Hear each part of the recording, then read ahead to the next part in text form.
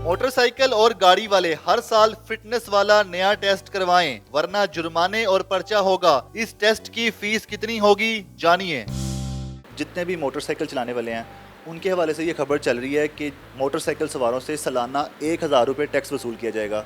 और इसके अलावा एक नई खबर भी है कि मतलब जिनके पास गाड़ियाँ हैं उनके भी फिटनेस टेस्ट होंगे और उनको भी चार्जेस अदा करने पड़ेंगे। वो टैक्स है या क्या है, वो कैसे वसूल किया जाएगा, इस खबर के बारे में ज़रा डिटेल से बता दें। हादसों की सूरत हाल को देखते हुए फॉर द फर्स्ट टाइम हमने लॉ के रेगुलेटरी रिजीम के अंदर जो है वो प्राइवेट व्हीकल्स को मोटरसाइकिल्स को लेके आए हैं, तो इसलिए जो है लेजिस्लेशन इसमें पास हो चुकी है। जो फिटनेस सर्टिफिकेट होगा उसकी मियाद जो है वो 1 साल होगी, एज अपोज टू जो पब्लिक सर्विस व्हीकल्स जिनके लिए जो है फिटनेस सर्टिफिकेट्स जो है वो 6 महीने उसकी जो है वैलिडिटी का पीरियड है।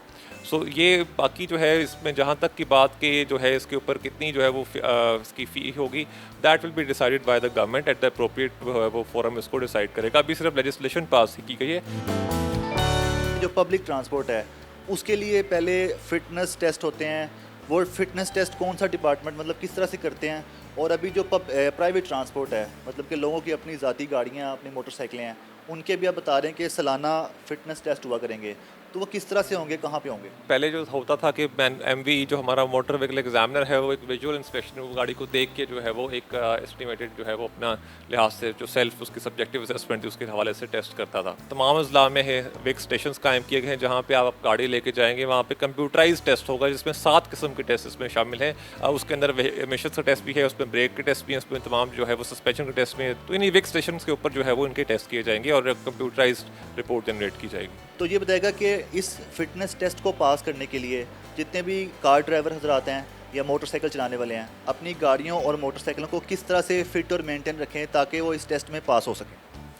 जी, वो जो डेफिनेटली जो एक बुनियादी तौर पे जो व्हीकल की जो एक मेंटेनेंस है, उसकी एक रूटीन मेंटेनेंस है, उसको ज़रूर करवाएं ताकि वो अपनी भी जान का तहफ़्फ़ुज़ करें और दूसरों के लिए भी जो है वो किसी किस्म का ख़तरा ना बन सके।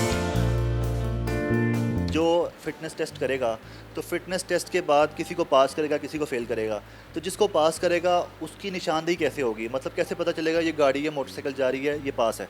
उसके ऊपर जी एक RFID स्टिकर लगेगा जो कि मशीन रीडेबल होगा, तो वो स्टिकर जो है वो गाड़ी की उसकी जो है वो विंड स्क्रीन के ऊपर जो है वो लग जाएगा, जिससे हमारा जो इन्फोर्समेंट का अमला है फील्ड में वो उसको तयन कर सकेगा, उसको स्कैन करके कि ये गाड़ी जो है वो विक्स से पास शुदा है और उसके पास जो फिटनेस सर्टिफिकेट है वो वैलिड है। मोटरसाइकिल के ऊपर भी इस तरह उसकी बॉडी के ऊपर जो है प्रोमिनेंटली हम आइडेंटिफाई कर देंगे कि वहाँ पे स्टिकर क्या लगा होगा, तो उसी तरह से वो एक निशानी होगी कि ये विक्स से पास है। मोटरसाइकिलों वालों को क्यों टारगेट किया गया साथ? मतलब वो इतने खस्ता हाल होते हैं कि मोटरसाइकिल चलने के काबिल भी नहीं है। लोगों के जान और माल के तहफ़्फ़ुज़ के लिए, एक्सीडेंट्स की रोकथाम के लिए ही हमने इसका जो है वो इस तरफ हम पेशरफ्त हमने की है कि उनके पास फिटनेस सर्टिफिकेट होना लाजमी है। यानी कि क्योंकि अगर फिटनेस सर्टिफिकेट नहीं होगा तो डेफिनेटली लोगों की जान और माल को वहाँ पे ख़तरा होगा, ना सिर्फ उस शख्स की खुद बल्कि दूसरों के लिए भी। तो दैट इज़ वाई हमने इस रजीम के अंदर इसको लेके आए हैं और ये वक्त की अहम तरीन ज़रूरत भी थी और इंशाल्लाह इसके आगे फर्दर जो लाहेमल है इसके ऊपर मज़ीद भी लेकर जाएगा। प्राइवेट व्हीकल्स और मोटरसाइकिल्स दोनों जो है वो रजीम साथ साथ इसको लेके आया जा रहा है, not in a face ban, ताकि हम वंस एंड फॉर ऑल जो है इसके ऊपर एक काबिल ज़िक्र जो है वो पेशरफ्त कर सकें।